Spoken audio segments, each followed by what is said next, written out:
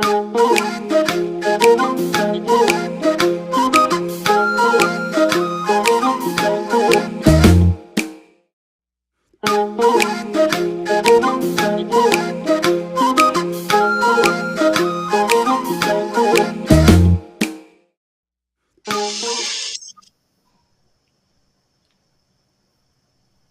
afternoon and welcome to Magar Media.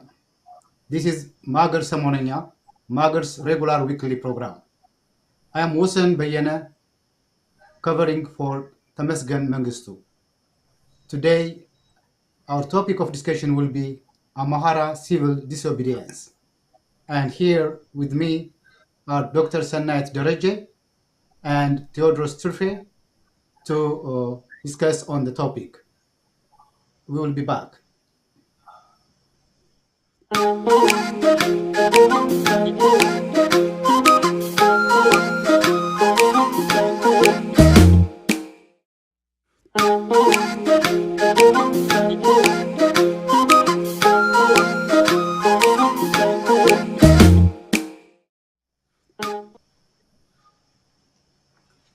Good afternoon, Dr. Sanait and Theodros.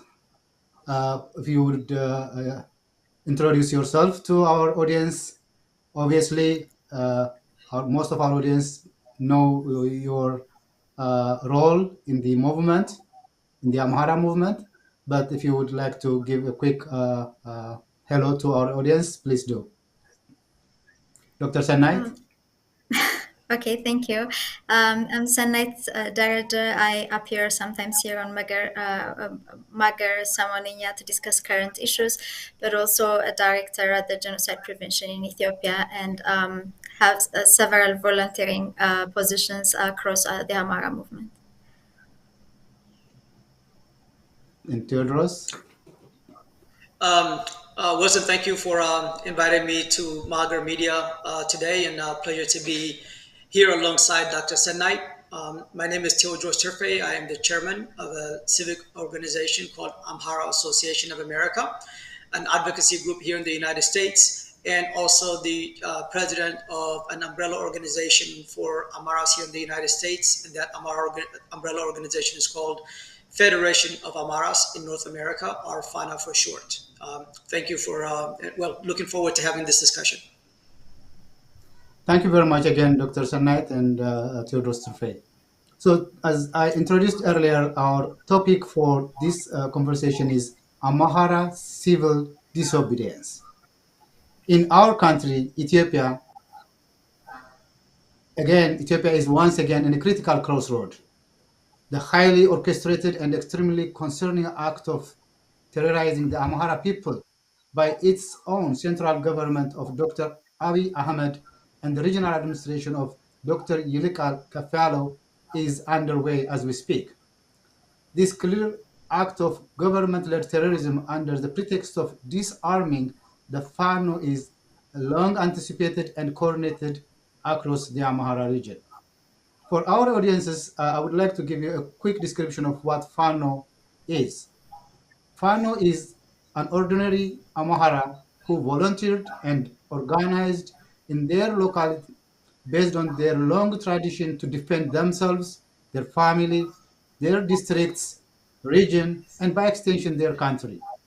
The Fanos have clearly demonstrated who they are in the very recent invasion of Amhara and Afar region by the Tigrayan People Liberation Front, TPLF, and its allies.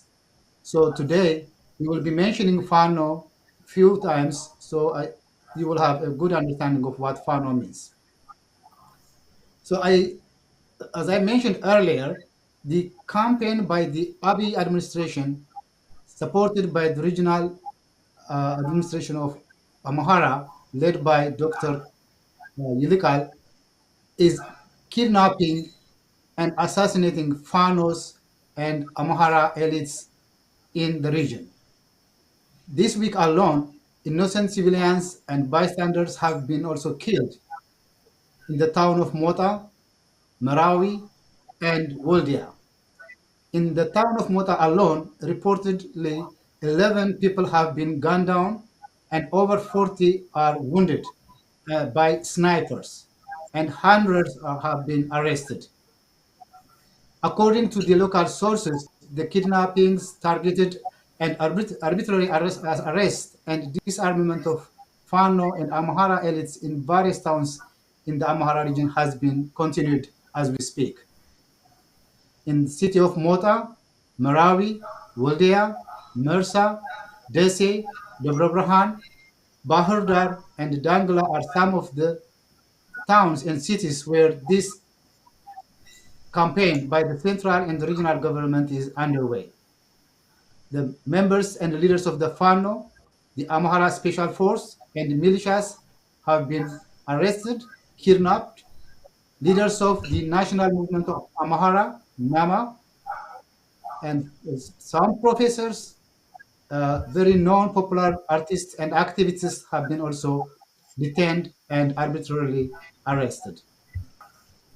Media reporters and activists have been also part of this campaign in terms of their being arrested.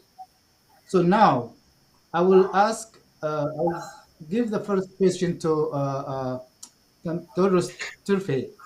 Todros, what really brought us as a nation, and more specifically as the Amhara, to this type of crisis where the government, who's supposed to be defending the people, who's supposed to be giving the sense of security and stability to the nation and to the people, is now orchestrating a campaign to dismantle the fabrics of the society and the pretext of, or under the pretext of disarming the FARNOS and the special forces, who were the vital elements of the recent invasion, that they have clearly demonstrated their commitment to their country, their commitment to their people to defend. They were the heroes who defended against the TPLF and their allies. So what is the reason for the government of Ethiopia and the regional government to really commit such a campaign against our own people? Wilson, you really summarized the situation in Ethiopia and the dire situation that Amhara people are facing very well. The Amhara movement has been warning about this for quite some time, actually, and have been critical of the Abiy administration led Prosperity Party, and also against the president of the Amhara region, Yilkal Kefalo, for quite some time. So this is really, unfortunately, expected. This is not a mystery. The Abiy Ahmed administration is really an extension of the Wayane movement. The ideology of the Abiy administration and the ideology of the TPLF is one and the same. The war between the TPLF and the war between Abiy administration is not a war over ideology. It's a war over power. What is that ideology? That ideology is an anti-Amhara and anti-Ethiopia ideology. So what the Abiy Ahmed administration, with the support of President Yilkal Kefalo of the Amhara region, are doing is going after the Amhara people, leaders, dissenters against the Abiy administration. This is not just an attack against Fanos, as you said earlier, who defended their community, their families, their cities against the TPLF invasion. They are arresting artists, disappearing artists, journalists, not just in Amhara region, but also in Addis Ababa, community leaders, opposition political party members, such as members of the National Movement of Amhara. 25 of them, as of the latest count. Several generals have been arrested. Dozens of civilians who were demonstrating peacefully in Mota have been killed. The latest numbers that we have in Waldea is 15. In Marawi is about 12 right now, and that number we know is going to increase in also other cities. The casualties in other cities will be growing. They're arresting, mothers as well. So the reason why this pogrom against the Amhara people is happening is because the Abiy administration sees the organized movement of Amharas as a threat to his power.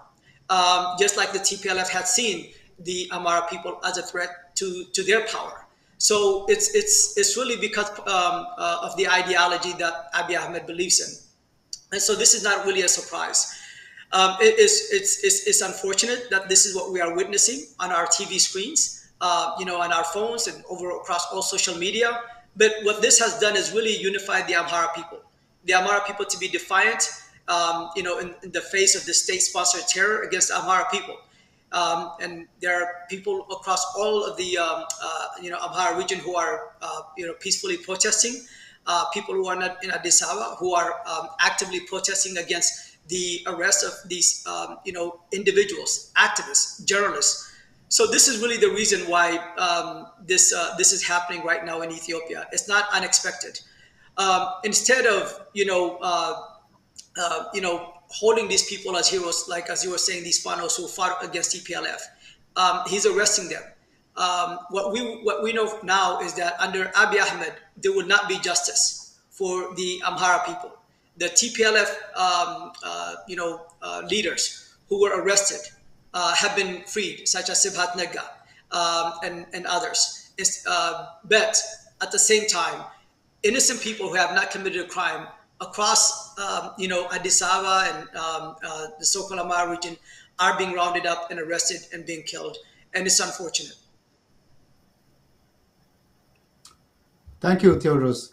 Dr. Sanya, let me get back to you. And if you need to add some more on what Theodoros just presented now, that would be good. And if you could also add, what can we do now? What are the solutions to this type of problem, which is a critical situation, not necessarily to the Amhara people, but also to the whole of the nation, Ethiopia, and also the surrounding regions. So what are you really looking as a solution or as a way to mitigate this crisis? Thank you very much, Wasan, and Tedros really very well put a context to in what scenario, in what the backdrop is in terms of these arrests and these abductions. One thing that he said that I really want to emphasize a lot is that both the Prosperity Party and TPLF sees Amaras as a threat to their power.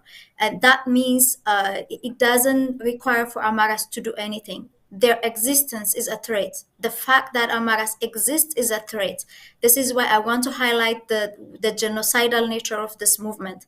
It doesn't matter whatever disagreement they have, whenever it comes to this ethnic apartheid being under question by a lot of the Ethiopians. If you remember the No More movement that moved on, it started from blocking a lot of coalitions in Ethiopia and across trying to block foreign pressure and disinformation.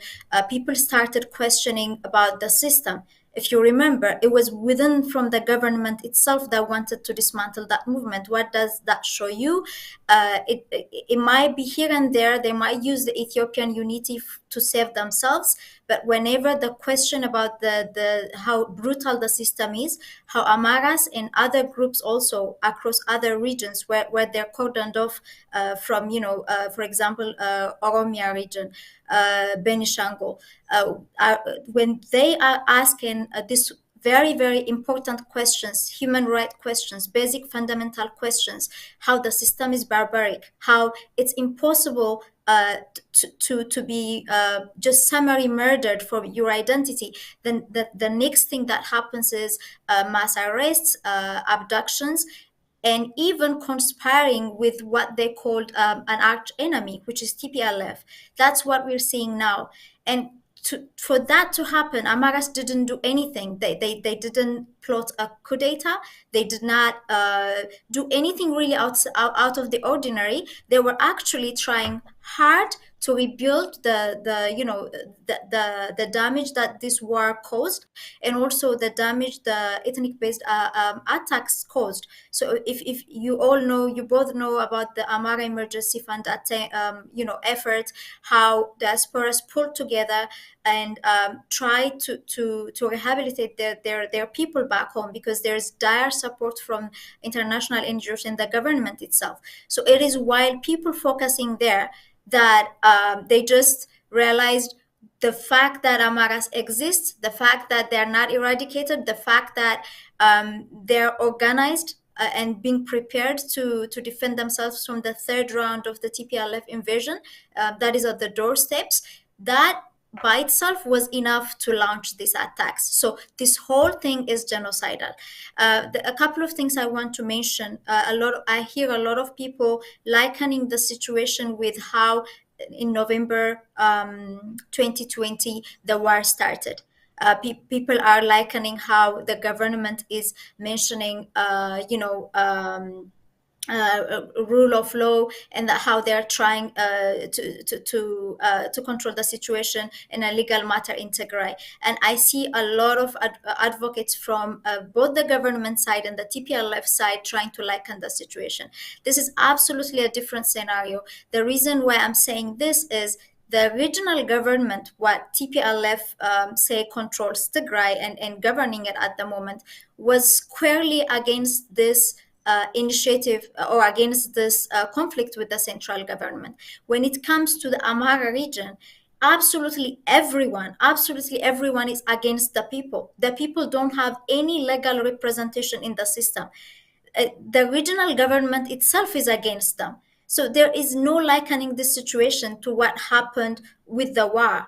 The Amhara people are being targeted by absolutely all structures, all systemic apparatuses. So the only option for the Amharas right now is to stand together, to stand strong, and recognize that what is happening is fascism.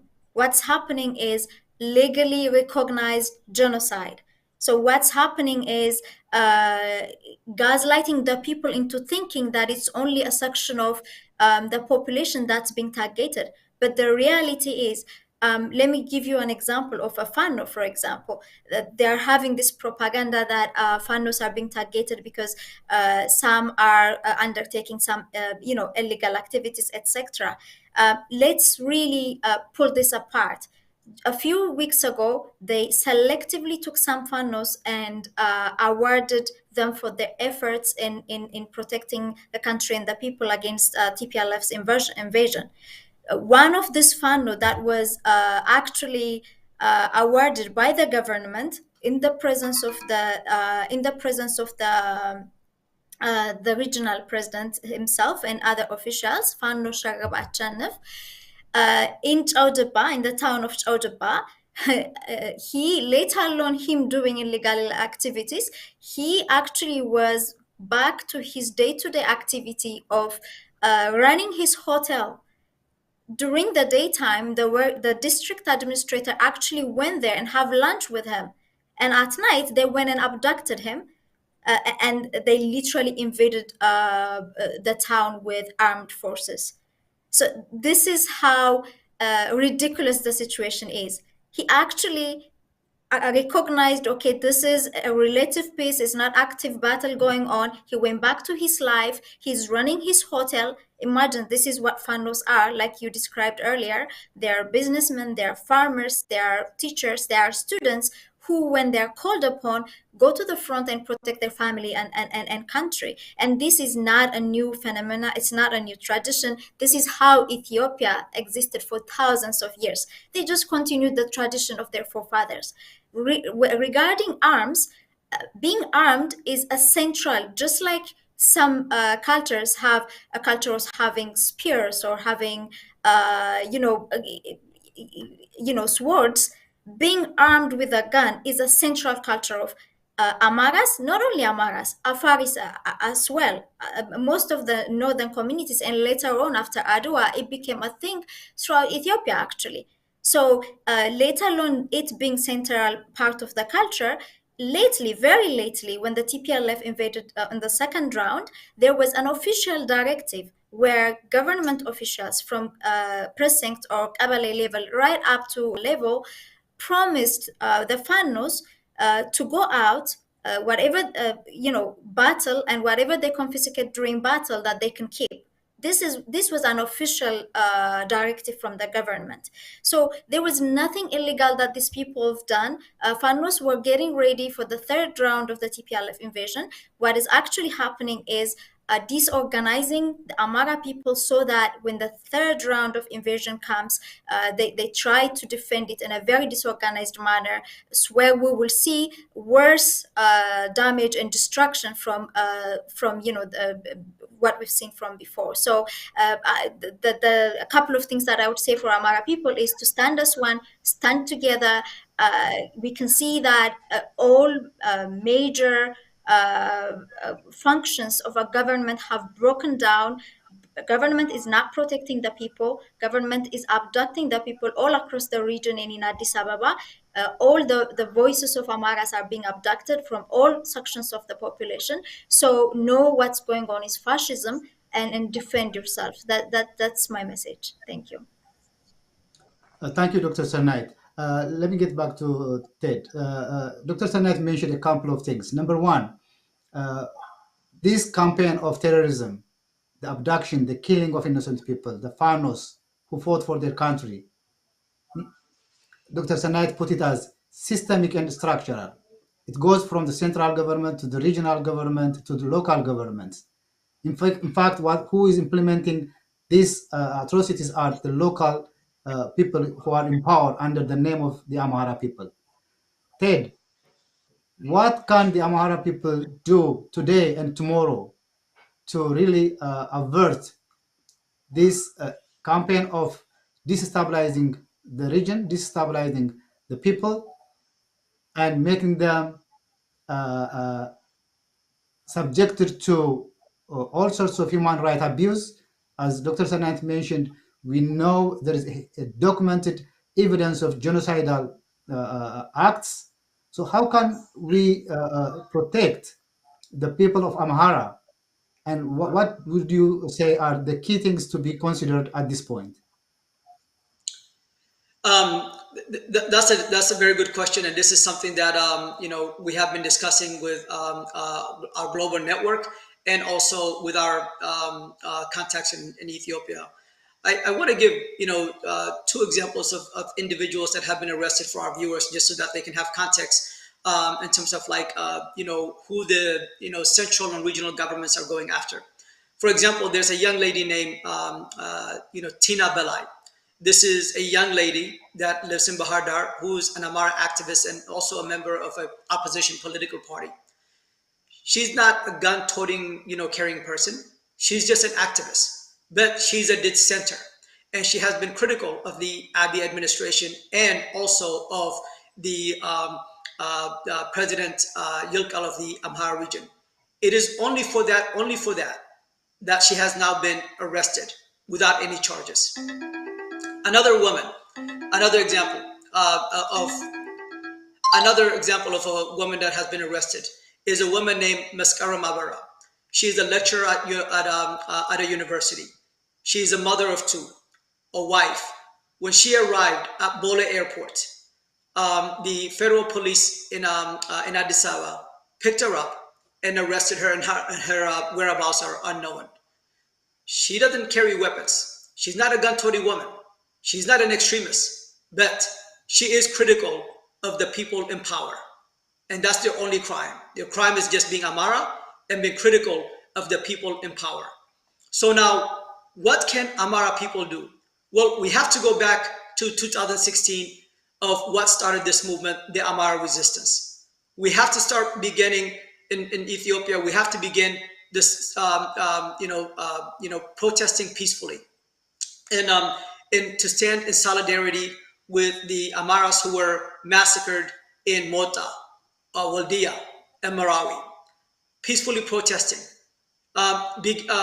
boycott government-owned companies and government-owned services, be active on social media, demand that these individuals who have not committed any crime be released from prison, put a lot of pressure on the ruling party.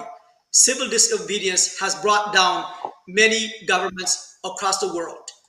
If done properly, if done peacefully, it can be done. Amharas can also do something that they did in 2016 and 2017, which is stay-at-home protests. That was very, very critical and very powerful when they did that. So these are some of the things that they can do. For Amharas in the diaspora, there's a lot that you can do. You can use with the AAA has a phone script available for you on our Facebook page and our Twitter page and also on our website. Phone script, it gives you to your senator and demand that the Abiy administration and President Yilkal be condemned for their terrorist act against the Amhara people.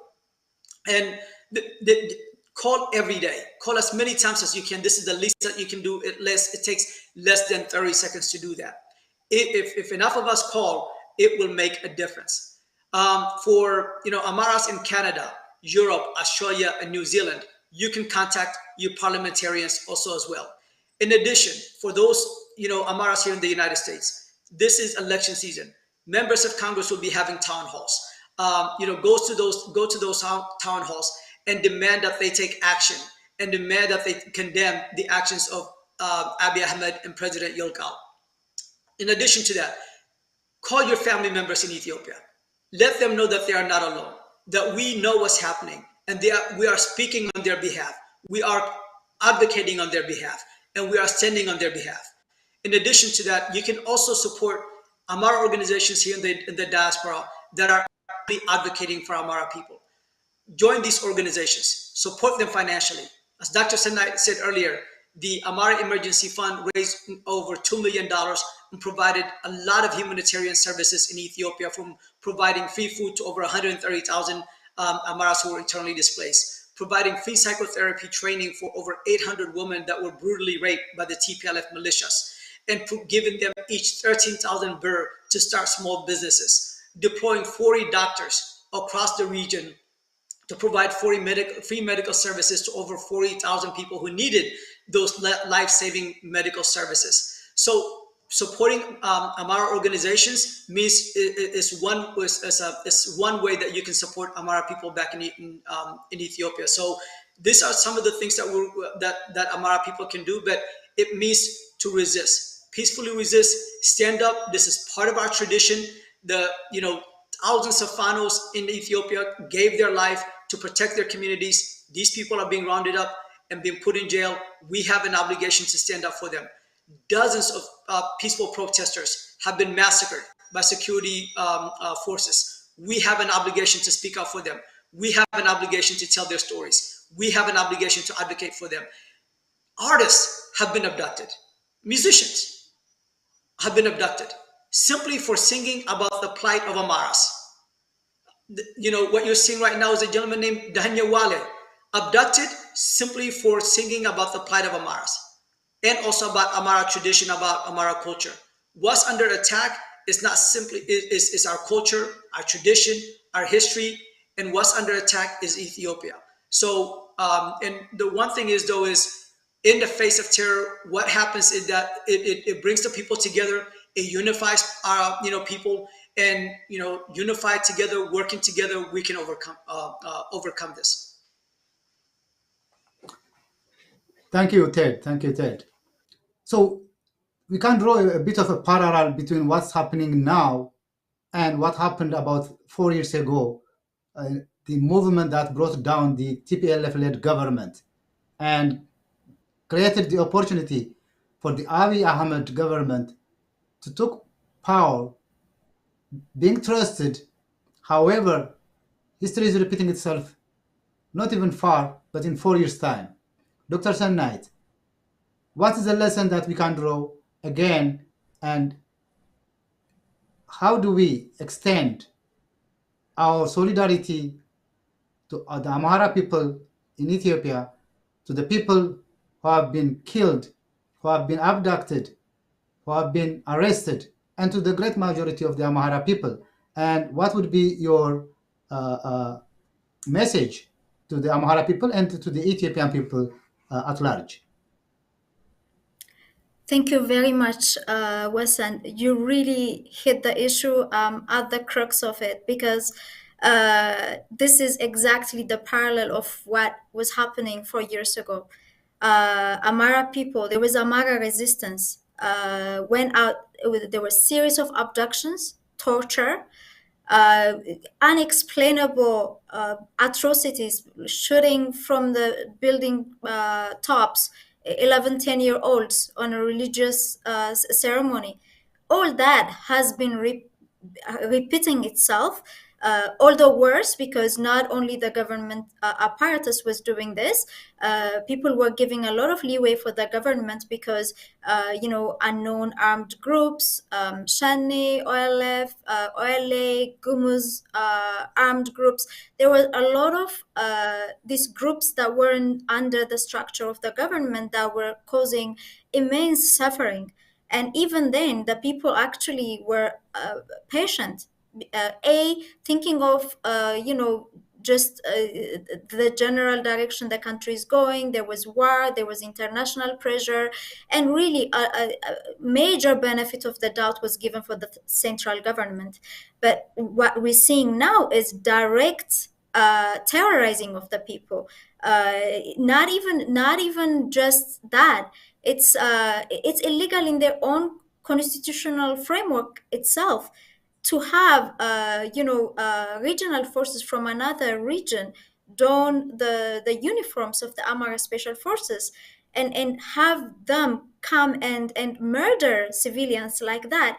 And it's not just that it's illegal. It's just that the elders from those cities and towns were not able to communicate with this professional legal killers. Usually when armed group or government servicemen come to an area, sometimes elders try to intervene and try to explain and to try and fix the problem in a peaceful manner. What happened was, when they brought the Oromian Special Forces and then gave them the Amhara Special Forces uniforms, and as elders approached them to try and cool the situation down in Mota, for example, they didn't even speak Amharic. So there was a language barrier. There was no way of calming the situation up. So what this shows you is actually that the government didn't want the situation to calm down, didn't want any elders to involve in the situation, in the usually how conflict is resolved, right? This is across the country, wherever it is, whether it's in Oromia or whether in Tigray, whether it's in Amara or Afar. Elders have a big position in the society, but they didn't even want that to happen. This is how we interpret this. This is how the language barrier was created deliberately. Why would you send a force, for law enforcement to a location where they don't speak the language of the area? And this by itself was breaking their own law. So if you see, this is exactly what they did with Agazi, right? This was the special forces of the TPLF-led EPRDF that was killing people left, right, and center across Ethiopia. This is what they did. They did take volunteers or the army servicemen from Surma and took them from Mizan Tafari. I went there and talked to Mizan Tafari at the time. I was on a field trip, and I not in 2016, but way before. How they used Agazi was like that. They mix and match people so that there is no understanding of what goes on. The squad is told to kill, and they will kill. So there is a huge parallel with what's going on right now. This basically is a sign, a hint, actually more than a hint. People have been murdered for the people, for the Amhara people, that what's coming is actually worse. So from the information that we get from sources within Ethiopia is that this crackdown is not going to stop. This crackdown is going to face up to the third invasion of TPLF. So it will be complete mayhem. There will be no space for the people to get ready to defend themselves. unless they take this crackdown as part of the war on Amhara. So whenever the war starts on the north, the crackdown will still continue within the region. That will make things a lot worse. So this is why people have to realize, have to really work on their internal networks, their civic organizations, their networking with their people in the diaspora in terms of what message they want to be communicated for the international community. Watch over each other, give no room for division, whether it's by dialect, whether it's by province, whether it's by religion. It does not matter, because what is being targeted is your identity. Wherever you are, under whatever cloak, they will come and kill you. So that's how you have to defend yourself. In terms of in the diaspora, rallies have to happen yesterday, because this is it. This is an attempt to eradicate a given population from the area. So this is when you have to show your opposition. This is how you have to become a voice. Is now. I mean, it will be too late tomorrow. It has to happen now. The other thing is, please, if you have pictures, audio evidence, please communicate it to these organizations that are working on advocacy, trying to be a voice for the people. Teddy already mentioned AAA doing this. Genocide Prevention in Ethiopia collects evidence on this. Please address this information you have to info@gpethiopia.org. We'll put this in the comments of this program later. Contact the Amhara Human Rights and Genocide Warning Initiative as well. All this, we'll put them under the program, maybe on the first comment in terms of the Twitter pages and other contact details of these organizations, and all other civic organizations, in your countries, in your vicinities, in your cities. Join, show your support, and really, this is the time to come together and be a voice. Thank you again, Dr. Sanat. Ted, if I give your final remarks and more of like message of practical actions that you would like to see in the next week, maybe during the summer, anything that would bring the support of the diaspora Amhara and concerned Ethiopians to really be part of the solution of this very grave crisis that could lead our country to unwanted directions of destruction. So if you have any final remark, please. Yeah, the goal and purpose of this program by Prime Minister Abiy and his clique, such as President Yilkal Keflau, is to try to break the spirits of the Amhara people, so that they can no longer, because obviously he sees Amhara people as a threat. And what these people do not realize is that the Amhara people have existed for thousands of years. Their history and culture and tradition have existed for thousands of years. These are, we have a long tradition. We are proud Ethiopians, and this is something that we will overcome. This is something that is bringing all of our people together. We are, all of us here, all of our respective organizations are receiving a lot of support from Amharas globally, and Amharas are rallying to this to respond to this crisis. So this is, for us, the way we see this is that this is just a blip that we will overcome, because the one thing is, when people come together, when they're united, and there's an action plan and a strategy, there's nothing that can be done. There's nothing that they cannot overcome.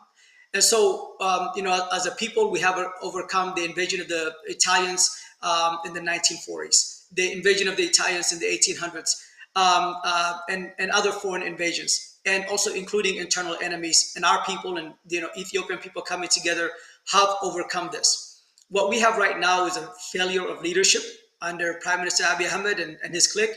And I think when we come together and respond to this crisis in a unified manner, we will be able to remove these individuals and put the type of leadership that the Ethiopian people desperately need: leadership and a government that respects human rights, leadership and a government that will take into account the views of all Ethiopians and move this country forward. So I spoke earlier about what needs to be done here in the diaspora. Dr. Senait also reiterated those, and also what Amhara people need to do in Ethiopia. So what we need is people to move forward into action. There are a lot of action items that we need that have been spelled out by the various leaders, community leaders across the globe, and also political leaders that are also active. So please just move into action right now. Enough talking. Let's move into action. And the things that we're asking you to do, it's not a lot. It will not take a lot of your time, but we have an obligation. We have a duty. People are being massacred, innocent people. Mothers are being abducted. Singers are being abducted. Journalists are being abducted. This is an attempt to silence us, to tell us to shut up, and we're not going to shut up. We're going to speak up loudly. Thank you. Dr. Sanet, 1 minute message that you may have to Dr. Abiy Ahmed and Dr. Yilkal Kafalo to really resolve this unnecessary crackdown on our people. What would be that? Can I start with a message to our people? Because I really honestly don't think they want to resolve this crackdown. So my message is that, and just like you mentioned earlier, the crackdown, what's happening now is very, very similar to what happened in 2016 and the crackdown around that time when they tried to break through Colonel Dameka's house, and how they tried to break the Amhara spirit for wanting to survive, for wanting to exist. So what I want to mention is when that happened and when the so-called reform happened, the Amhara people did not really see who was leading the reform. They didn't care the ethnic identity of that person who happens to be Dr. Abiy Ahmed. It just really shows that even if Amharas came together at that point because the suffering became immense, they really didn't, they just trusted whoever came and said the right thing would really represent them. That's what happened. But the tragedy was, even if they a lot of flowery things were said, that the government was in the wrong has been said, all the torture has been admitted, all the suffering. But what we've seen in reality is worse stuff happened. Children were slaughtered, pregnant mothers, their wombs were cut open, and then they were told that Amhara children shouldn't live. And Amhara Muslims, Amhara Christians, there is no section of the society that hasn't been targeted for being an Amhara. And now even Amhara Fanos who were called upon and went to the front are being attacked. Same with the scholars, with even regular armed people that have been hired by the government, what have you. So what this shows is Amhara people didn't really move with the times. They trusted as long as the message is right, anyone could lead us, and this is what happened.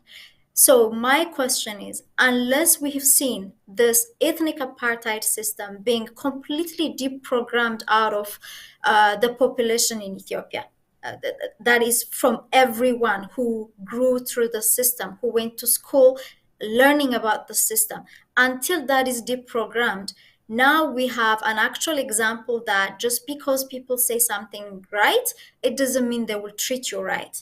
So this time, this revolution is about having the right representation that actually represents you, not just going with people who say flowery stuff and you again. So that is my message for the Ethiopian people, for the Amhara people, by extension also for the Ethiopian people. Everybody deserves the right representation. I don't mean just Amharas need the right representation, but this is a good lesson that we've learned. Those messages were misguiding, they were misguided, and look what happened now. So this struggle has to end with the right kind of representation and rights for the people. That's my message. Apart from that, for Dr. Abiy, you are miscalculating just the way TPLF miscalculated when they started the war, when they triggered the war. The war preparation has went for a long time on both sides, but when they triggered the war. Right now, You're taking the Amhara people for granted, just as earlier Amhara enemies did, and they failed. You're going to fail with no doubt. I don't know if Dr. Ilkal have a different position from Dr. Abiy on this, so I don't think he needs a special message. They're both on the same line, so the same message, I think, works for both. Thank you. Thank you very much. Thank you very much. It was mentioned earlier that the TPLF, Tigray's People Liberation Front, is preparing for a third round attack and invasion to Amhara and Afar regions. When the force, which was instrumental for defending the TPLF and its allies from the very recent invasion, is now being attacked by the government, and both the central and the regional government, it's a very awkward situation. The invasion of TPLF is looming. We are seeing signs of aggression. We are seeing a huge number of army and their heavy equipments and heavy artilleries are moving towards the regions in the north. So I think, as you said, Dr. Sanait, Dr. Abiy is really miscalculating and is getting it wrongly to put our beloved country in an even more grave situation than it was. So with that, I would like to conclude this conversation. Thank you very much again, Theodros Turfe and Dr. Sanait Dereje. We will continue this conversation. I would like to thank our viewers, and if you follow our programs and our transmissions on the YouTube, you will get more information and more updates. Thank you very much again. Thank you for having me. Thank you. Thank you.